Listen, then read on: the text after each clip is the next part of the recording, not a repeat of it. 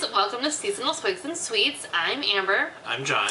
And we are back for the winter. Sorry it has been so long. Work has been crazy. I haven't even had time for a haircut in about 2 months. I've been busy too, with my Etsy shop a little bit. I had some stuff going on. We'll include a link at the bottom for synergy purposes. Sure will. So we risked life and limb just to bring you this episode. We did. There were some mishaps in the kitchen. We'll get to that. But first, the beer that we are reviewing is New Belgium and Ben & Jerry's Salted Caramel Brownie Brown Ale. So it's a collaboration. Ben & Jerry's is the ice cream guys.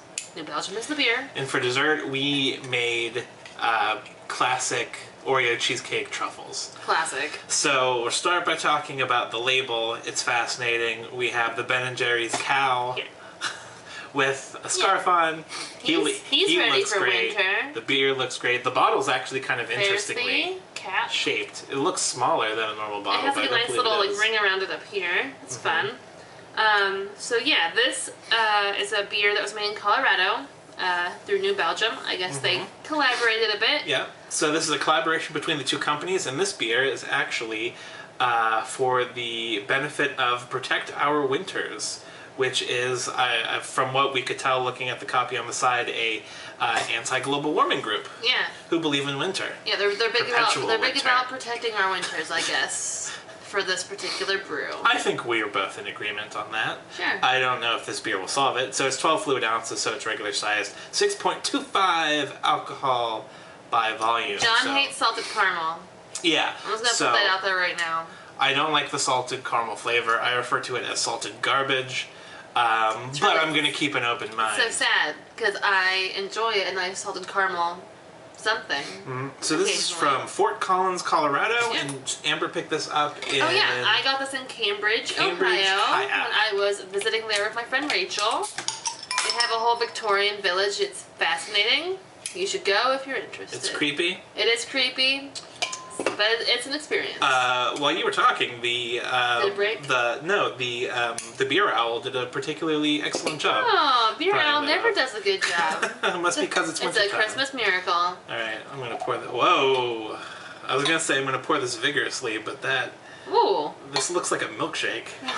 Well, it's made from ice cream people, so. Oh, it's made from people? Not ice cream. Ice cream people. In general. Okay, yeah, it pours a big old fluffy head. Oh my god. Well, Amber fluffy. didn't do it quite as well. I didn't do it right. Here, give me that. Yeah, yours kind of looks like a Pepsi. I mean, it's fine. I don't need it to be fluffy. Yours is just an anomaly. Okay, anyway, so it's reasonably creamy, but with sort of big rocky heads. You can tell Amber's is fizzing away a lot. Yours looks just like a Coke. Hold that up to the camera.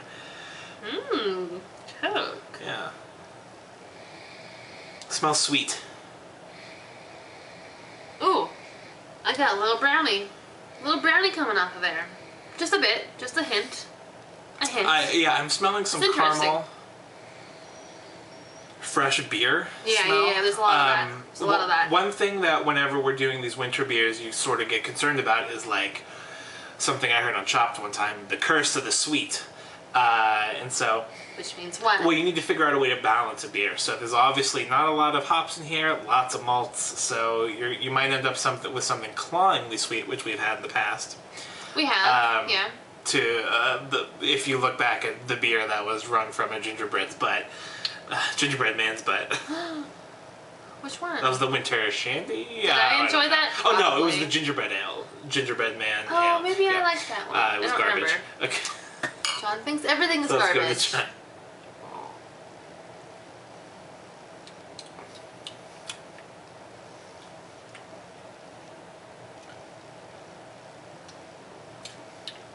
That is tasty. It's not even too salted caramely at all. No. Actually, I don't get any salted caramel at all. Do you like Ben & Jerry's? Yeah. I love Ben & Jerry's. Have you seen my fridge? I probably have some just sitting in there. I'm pretty sure I do. Yeah, from like 2 apartments ago, right? Sure. So it doesn't. It's fine. I'm a huge fan of Ben & Jerry's. And okay, this is not overly sweet. It is sweet. It's not overly so by any means. It has a bittersweet chocolate finish, though, at the end. Yes. And I say this after eating a lot of bittersweet chocolate just earlier today. Yeah, it's a nice brown ale. It's not too it's not too chocolatey. It's not too. I don't really get much of the caramel myself. Maybe I'm just not tasting it. I don't know. What I get sort of an overwhelming. I mean, you got a little bit of the chocolate, a little hint of it coming through. I don't. You think a little hint of the chocolate? You think you get a lot of it? I think when we were licking the spoon while making the truffles, that was less bittersweet chocolate than this is. This is like you took really a big slab of baker's chocolate and just gnawed on it like an animal. I don't agree, but I also am very particular about my chocolates tasting. I mean that mixed with beer, like a chocolate flavored beer. But yeah, salted caramel. Not so much. No, it doesn't really come through. No. So sort of like a smooth, creamy ale with a bittersweet chocolate finish. I think it tastes pretty good. Doesn't really remind me of ice cream, although I've never really seen salted caramel brownie ice cream. I'm sure it exists. We'll have to look at the store, see if they have What's it. your favorite Ben & Jerry's?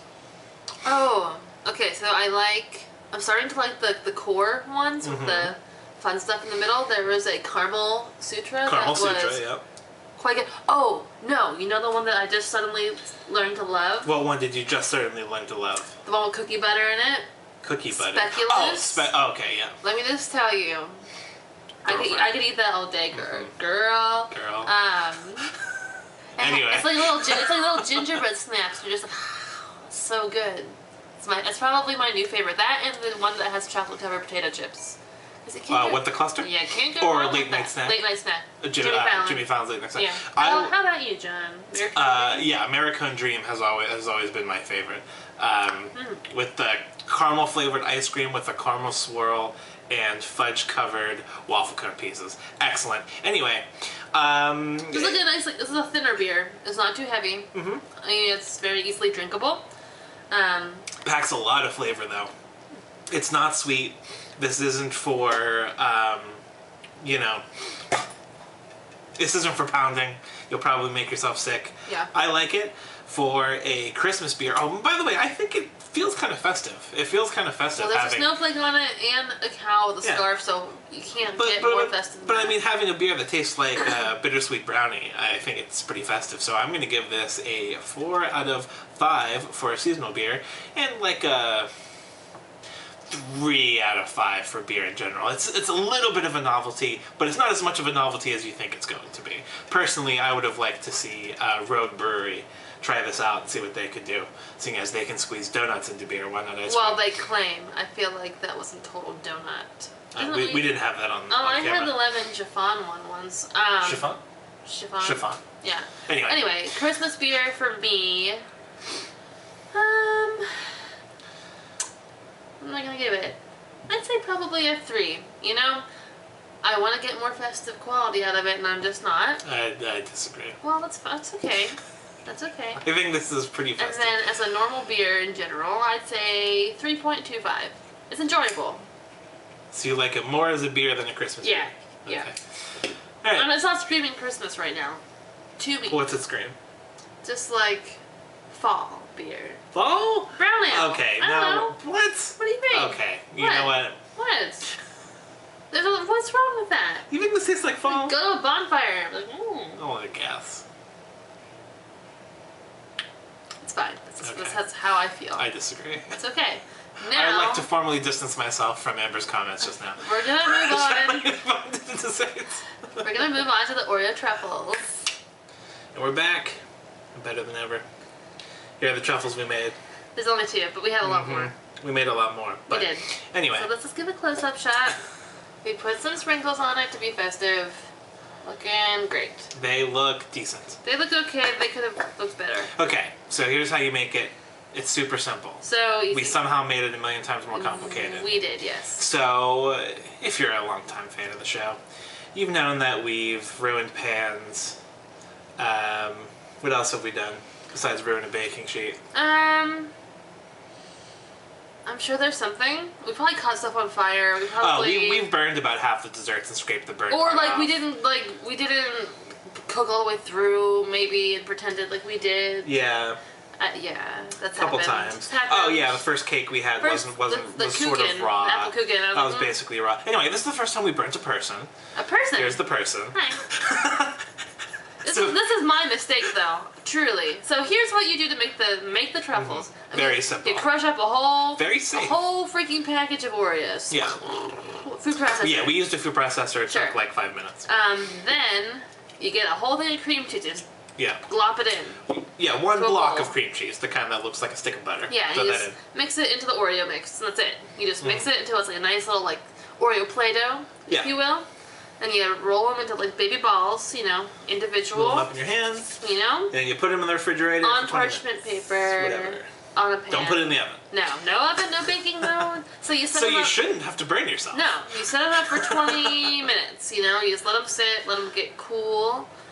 So next you melt down. So they used chocolate chips. I think we maybe should have used Baker's chocolate myself. We used chocolate chips, Nestle morsels. Yeah. They were on sale. Sure. Anyway, I thought they turned out fine.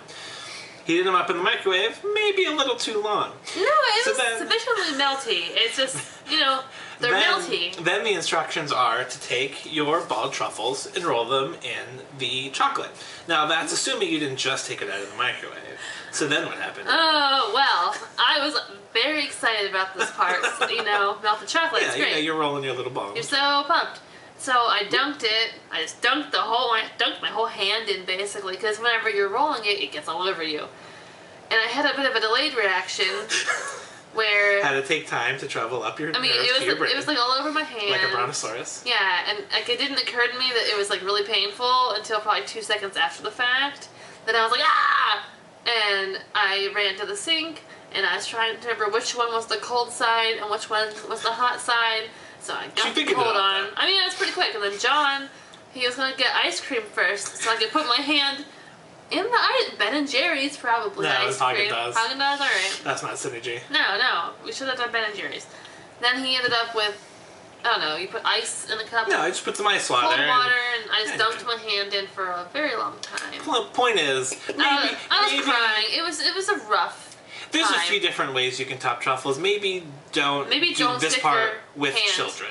Maybe don't stick your hand in a vat of melted chocolate. Yeah, maybe you like, if you're making this with children, you make it with like some cocoa powder and not melted chocolate. Sure. But anyway, after you put the chocolate on, you put it in the refrigerator. No, you decorate it first. Yeah, you can put whatever you want. You can do sprinkles, you can do Heath bars, you can do candy bars, you can do candy canes. Crushed. So then... And you let it sit forever until it feels like being... And then you have truffles. And probably the longer you have them set, the better. Yeah. Like ours are probably still a little bit melty. Yeah, they're fine. But just from your finger warmth, you know. But the... I think with Nestle Toll House morsels... Gotta eat this soon. They tend to like melt in your hand really easily. Melty. So okay. Yeah, alright. So let's try it.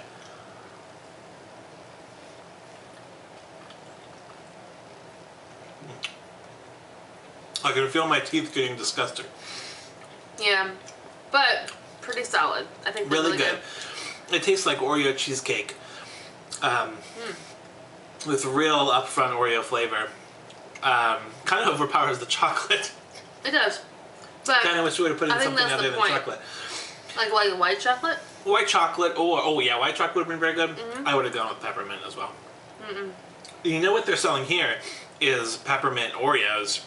Maybe give that a try. Well, yeah, some people on the site that we used, they like chocolate peanut butter. They mix some peanut butter Oreos with normal chocolate. But not everyone can have peanut butter. No. So if you can't, then you don't have it. I have the festive tissues. Sure can. Synergy. Anyway, it's pretty good. Yeah, I mean... Are they worth the pain? I don't know. You'd have to ask Amber about that. I mean, I would always say yes, because I love Oreo Truffles so much. Now, I'm thinking, maybe it'd be nice if they were a little smaller. Just a little smaller. We made ours kind of bigger, I guess. But easier to pop in your mouth. They taste great, and they're I mean, in all seriousness, they're generally they're very easy. Yeah, they're really easy to make. Just wash yourself with hot chocolate, because I'm done. And that's just how it is. They're very easy to make, and you can bring these to a party, and they'll be very different from other stuff people are bringing, because everyone else is going to be baking cookies. People will and you're love gonna you bring if truffles. you bring Oreo truffles. Yeah. I feel like those really usually make a party. Like on Christmas Eve at my family's house. You would have to worry a little bit about the temperature. I have a feeling if you left those on the counter for too long, they would get melty. They would melt. So. Yes, pop them in the fridge as long as you can. And they weren't the fancy smanciest truffles ever. No, we could have made them prettier, but you know what can we do? It's almost like portable dirt. Yeah, that's what it is. Copyright. That's what it is. Anyway. But I would give these a 4 out of 4 just because, or 4 out of 5, just because they're simple, they're easy, and everybody will love them. And she sacrificed her own flesh to bring you that review, so please just make them. I did. Just make them. And my hand, you know, she shouldn't have to do that. My for hands you. look alright.